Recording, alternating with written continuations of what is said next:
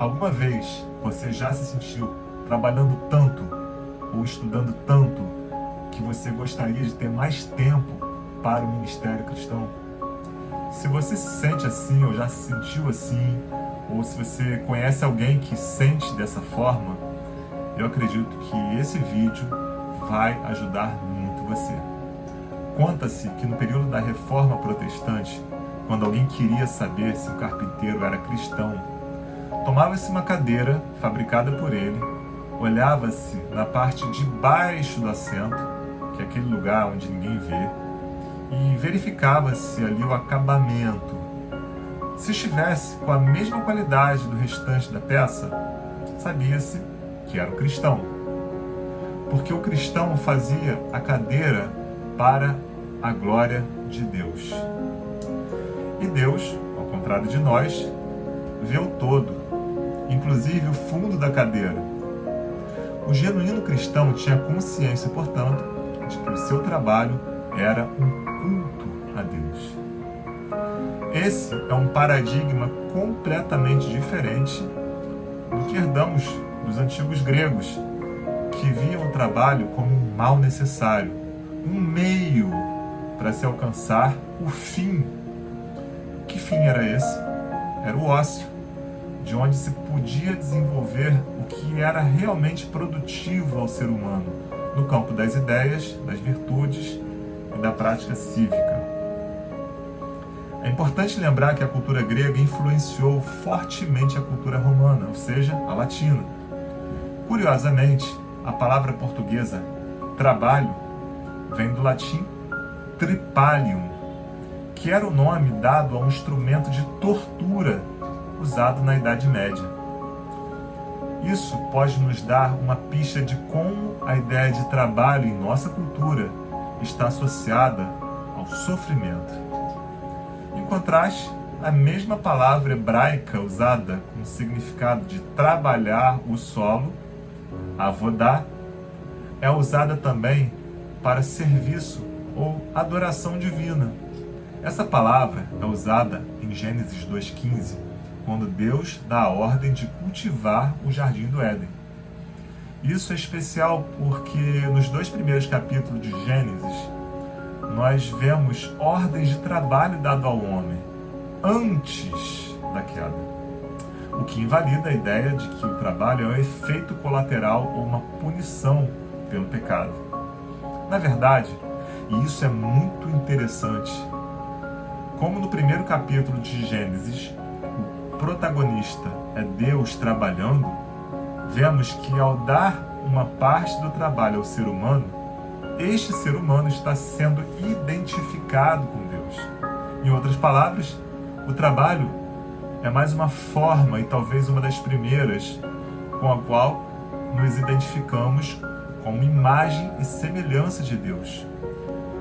Uma outra seria justamente o descanso, mas sobre isso nós podemos falar em outro vídeo. Vejam como isso é importante, principalmente para as pessoas que pensam que se afastar do trabalho pode dar para elas uma oportunidade de servir a Deus. Alguns veem o trabalho como apenas um meio, um mal necessário para que possam fazer o verdadeiro ministério em momentos dedicados a isso, ou sustentar pessoas que fazem o ministério real. Esse pensamento é completamente equivocado. Precisamos compreender que o trabalho em si tem valor para Deus e pode trazer glória a Ele. Especialmente quando entendemos que tudo o que fazemos, o fazemos por Ele e para Ele. Assim como a palavra inglesa service pode ser traduzida, entre outras coisas, por culto, devemos enxergar o nosso trabalho como um ato de culto a Deus. É claro que o trabalho também é um gerador natural de oportunidades de evangelizar no sentido mais literal da palavra, ou seja, de comunicar o Evangelho com aqueles que nos rodeiam. E é sim também uma maneira de obter dinheiro para as necessidades de outras pessoas e para a missão de Deus no mundo. Tudo isso torna o trabalho ainda mais relevante para o reino, e tudo isso deve ser feito mesmo. até para aproveitar ao máximo todas as oportunidades que o trabalho gera. Mas repito, precisamos nos dar conta de que o trabalho que fazemos, seja ele qual for, é também em si mesmo obra de Deus e para Deus. Algumas dicas então práticas para você aumentar o significado do seu trabalho. A primeira é ter essa consciência de que o seu trabalho é primeiramente para Deus. Se você tiver isso, tudo o que você fizer será um ato de culto a Deus. Faça-o, portanto, com gratidão, amor e dedicação. Faça o seu melhor. A segunda, Paulo diz que tudo o que fazemos sem amor não tem significado ou valor. Portanto, deixe que o amor de Deus irradie em sua vida.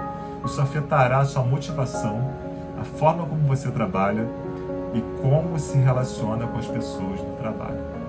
O que você estiver fazendo, faça com amor. Terceiro, aproveite as oportunidades de trabalho para amar as pessoas, ouvir as pessoas, servi-las, orar por elas e gerar oportunidades criativas para compartilhar o Evangelho. Quarto, use os recursos oriundos do seu trabalho para ajudar os necessitados, investir em missões e sustentar a obra de Deus. Seja um bom mordomo dos recursos que Deus te dá através do seu trabalho. Quinto, não idolatre o seu trabalho. Entenda que por mais que ele seja um meio para adorar a Deus, Deus continua sendo o foco da sua adoração. E as pessoas são mais importantes do que o seu trabalho. Queremos que cada estudante, cada profissional que está assistindo a esse vídeo seja como aquele carpinteiro que eu falei no início, que esteja consciente de que tudo o que faz é em si um trabalho para Deus. Se isso acontecer, eu vejo pelo menos 3 consequências. Primeiro, Deus será glorificado através do processo e do resultado do nosso trabalho. Segundo, teremos pessoas mais realizadas e conscientes de que o trabalho que fazem é cheio de significado. E terceiro, certamente teremos um mundo com cadeiras melhores. Deus abençoe muito você. Até o próximo vídeo.